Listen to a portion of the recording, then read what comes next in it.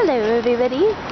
For fun, and as I wait and kill time, I thought I might profile for you Arsenalsgatan, which is straight down that way. If you see in the very, very far distance where the bus is passing now, there's a ball dedicated to Raoul Wallenberg, who is famous for helping escape some Jewish people from Holocaust.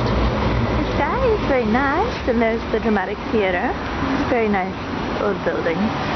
It's a beautiful afternoon for Sweden. And 48 hours ago, about 45 hours ago, were released Guantanamo files pertaining to the United States. The Guantanamo torture schema. And the company right behind that bus, saab, is the super company underneath which sits investor AB, which owns the American NASDAQ. And they also own huge shares of Saab and Ericsson. Saab is an 83% weaponry company, although they're more famous for their cars. But they're not primarily auto, they're primarily a war industry company. Ericsson makes radar. AstraZeneca, a pharmaceutical company owned by investor AB, have been implicated in many bribe schemes to push their pharmaceuticals, Seroquel being one, FDA violations, but that's not the half of it. Investor AB has been implicated in bribe schemes in Iraq and Mexico.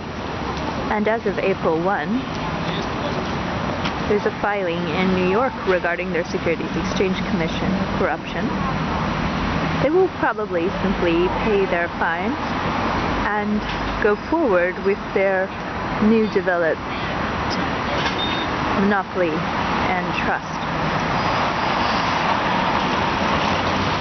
The reason why this might interest people are the Wallenberg's association with the Bonnier family, which own Expressen, in which own many primary media organizations within Sweden. The common mistake of historians of WikiLeaks or Julian Assange make is in assuming there is a Swedish media or assuming there is a Swedish judiciary. It is essentially a propaganda industry which supports the primary corporate interests of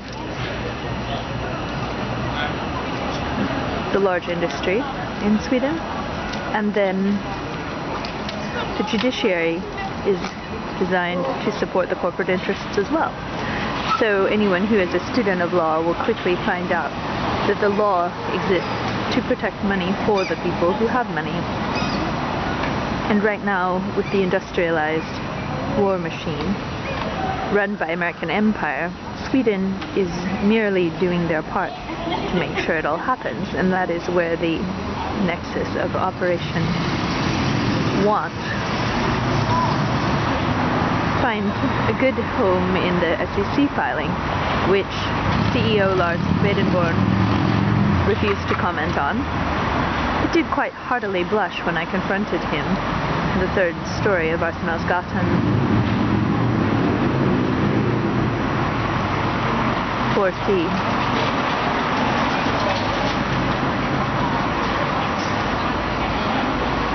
As we read the Guantanamo files, we see the mechanisms of turning humans into serial numbers, their prisoner identification number, much like the tattoo of the Nazi era. And if none of this surprises you, then you have been paying attention. But if any of it does surprise you, understand that Sweden's beautiful lifestyle, beautiful architecture, beautiful wine and beautiful coffee, beautiful healthcare is all a beautiful facade to cover up their interest in maintaining American empire and maintaining their role as a luxury suburb of American empire, where Karl Rove might play with his prime PR buddies and make political prisoners out of they who would expose human trafficking rings spanning thousands of people in many continents. And this kind of dedication to justice is unparalleled and will be historically remembered. The corruption of war machines will be laid bare and plain for all to see on YouTube, Facebook, internet, and everywhere else. For the youth,